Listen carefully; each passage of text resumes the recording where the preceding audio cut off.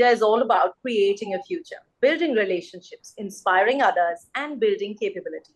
But let's not forget, a leader is someone who juggles between various roles, creating a work life balance, having some me time. And today, we delve into one such leader's life. I'm Isha Bhalla, and I'm so very excited to bring to you this episode of Cutting Fly Stories, brought to you by ET Edge, where we bring to you fun conversations with leaders over a cup of tea. Well, let me take this opportunity and welcome Mr. Sandeep Varma, Chief Executive Officer, Credit Guarantee Fund Trust for Micro and Small Enterprises. Welcome, sir. Thank you very much. The pleasure is all mine. Well, I'm sure all our viewers would love to know something about your early life. What were your foundation years like?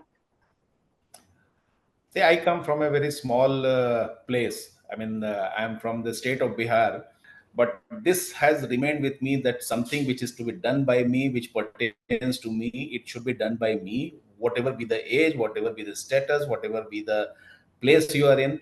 So that is one lesson that has remained with me. Dignity of work, dignity of labor that you do. So nothing can beat that. So it's so touching to hear this wonderful anecdote, you recalling more about your housemaster. And like you said, it's a story that stays with you till date and a lesson that stays with you till date. You spoke Yeah. about how inspirational your housemaster was in your life. Here, I'd love to know from you, what are the influences that your parents had on you or anyone at home while growing up? What one teaching that you still keep with yourself till date?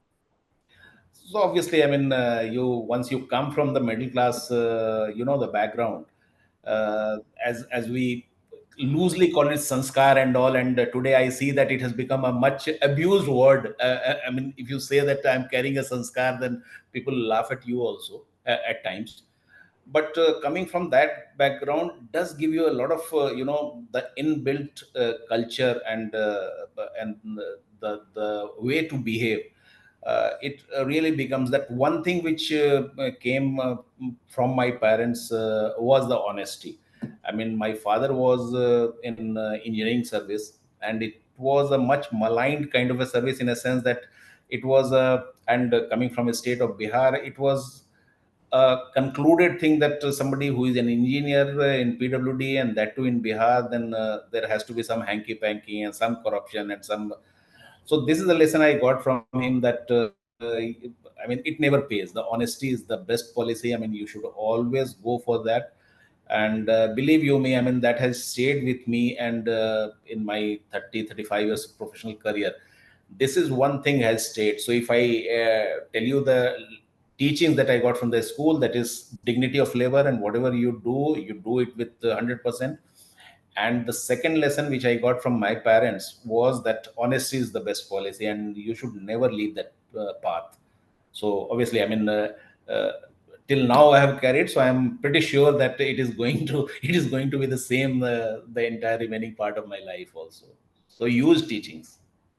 Well, that is indeed a wonderful learning for our viewers here as well. And now that you've touched upon, till date, your career has been somewhere you've always led the way with honesty. Which other leadership trait do you think really helps you, or which other leadership trait do you feel that our viewers should follow to sort of grow in life? See, one thing which has come very, very naturally to me is being a people's man. As I said, that right from the beginning, since this teaching was given, that dignity of labor should be there, and the moment you do that, you start realizing that nobody is in your team is bigger or smaller. Then you start teaching everybody as your as your family member or something like that.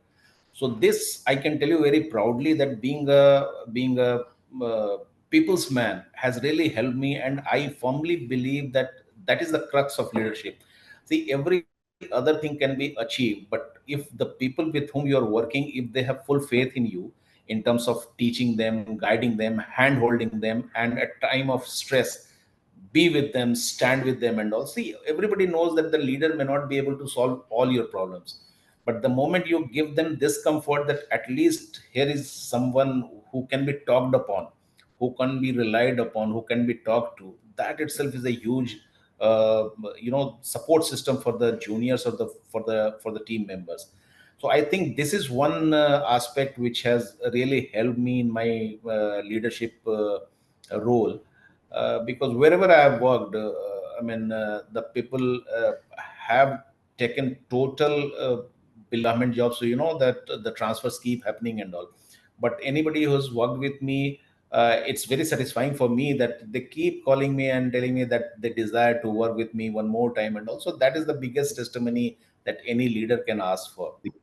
Being a people's person, like you said, you're someone who's always had the affection of his team members, and it's a very, very tough team to do. So I'd like to ask you, how is it that you lead your team, and how is it that you picked up these leadership and team skills to keep everyone together, to keep that bond?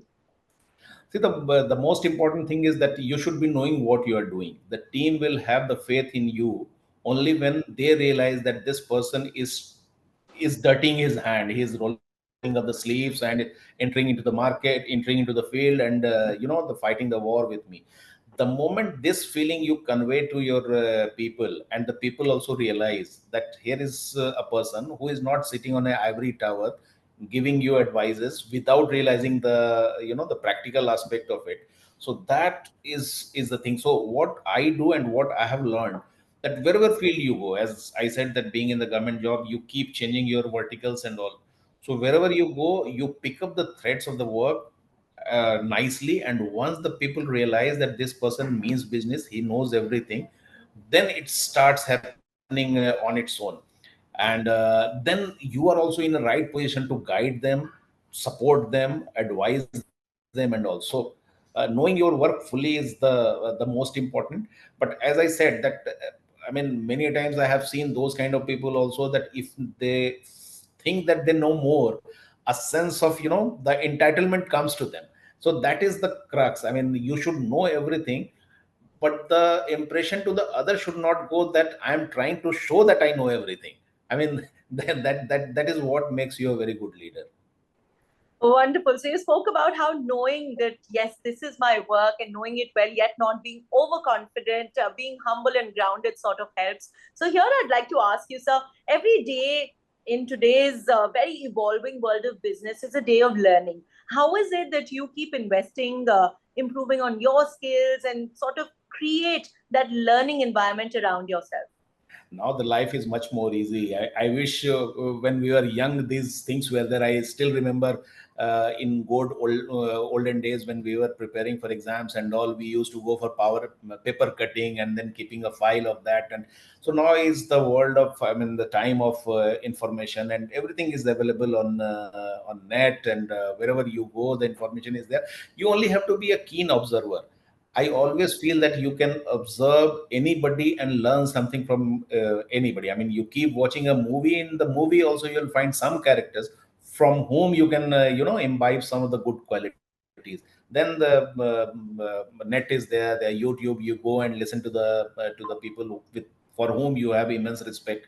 Try to find out what good they have in them, which can be imbibed and all. So a lot of thing is there. Even after the working hours and all, if you spend 1 hour, 1.5 hours, read books. Reading books is what makes you a very, very complete man. So all these options are available. As I said, it is much more easy to get ideas now than it was about 15, 20 years back. So you spoke about work hours and what is it that one should do post that. So here's where I'd like to pick up my next question. You lead such a hectic lifestyle. You're a veteran of the industry. How is it that you create the perfect world balance between your work life and your personal life? Or how is it that you take out time for any hobbies? No, for me, like, the work-life balance is the essence of life. You'll be surprised. The CGTMSE where I am working, I have told people that if the job is 10 to 6, I'm of a firm opinion that if something cannot be done between 10 to 6, it cannot be done between 10 to 8 also. It's better to keep it for next day and do it with full of energy and all. So I can tell you with guarantee that for the last 3.5 years that I have been in this institution heading it, I don't think more than 2 or 3 occasions would have come where people were met to, sit late and all. And I make it a point to tell them. Whenever I see somebody sitting late, also I say that, boss, somebody must be waiting at home. You please go. And for me, I have made this a rule. I never carry work to my home. I mean, this is the philosophy. If sometimes the work is more, then I prefer sitting in office for half an hour extra, 1 hour extra. But for a principle, I never carry any work at home. I mean, the exceptions could be there. I mean, we live in the time of exception, but work life balance is immense, it's huge. And then once this balance you are able to establish, then again outside there are so many avenues, so many options are there, where you can keep rejuvenating yourself. Being in Mumbai has its own advantage. You have, the theaters are there, the plays are happening, the movies are there. If nothing is there, you just take your car and go to bandstand and get rejuvenated and come back. So work life balance is essential. I mean, for me, because of that only you will be in a position to perform good at work. I mean, let this be very very clear. I mean, the old saying, all work and no play makes good. So I firmly believe that the work life balance is the essence of a good personal life as well as professional life. Yes, so like you mentioned, we all have a lot to learn from you, creating that perfect balance. And to keep yourselves pumped up at work, we need to make sure that we're leading healthy personal lives as well. How wonderfully put Great. together by you. So, Great. finally, I'd like to ask you, do you ever feel that you have missed something in your professional journey? Do you have any regrets? Or do you feel, oh, I should have done this maybe in this way? Regrets, I won't say much.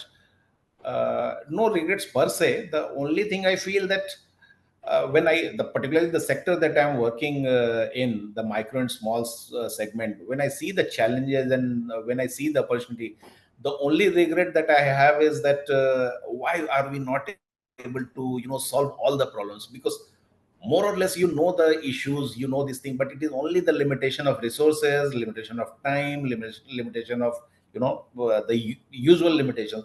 So that remains regrets, that why we are not able to do this kind of a thing on much bigger scale, which would really take care of the this segment which is so essential for the economy. But personally, perhaps no regrets. I mean, I have learned the other thing also. My philosophy is that if you keep regretting, then you can't be happy. And I firmly believe that once a person draws his own balance sheet, the Yeah, happiness and the sadness, it evens out. I mean, if you compare two persons' balance sheet, so it would be almost similar. And the litmus test I keep telling my boy, that to be happy, you just think of a person whom you think that must be more happy than you, and you just think that whether you will be able to, or whether you would like to exchange your life with him. And right. the moment you get an answer that's yes, then you are not happy. Right. Luckily for me, I have not found a person with whom I would like to exchange my life. So I feel that whatever I have done, whatever I have achieved, I am absolutely happy and no regrets. So that really is the secret mantra to your happiness. It has been wonderful getting to know you as a person and not just as a leader.